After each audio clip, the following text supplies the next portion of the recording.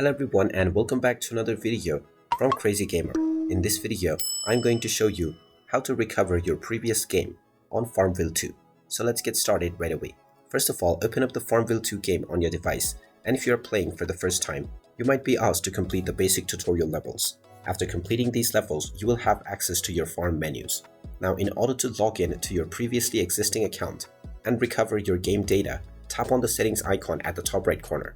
You will now see the settings option at the right side, which you can click on, and now you will see the sign-in options for Facebook as well as Google Play. Click on the respective button within which you have your previously saved game account.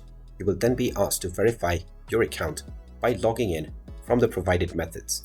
Once you authenticate your account by clicking on the Continue As button or by signing in using your credentials, this will connect to the account and your progress from your previous account will be synced to the current game that you are playing. And there you have it. That is how easy it is to recover your account on the Farmville 2 game.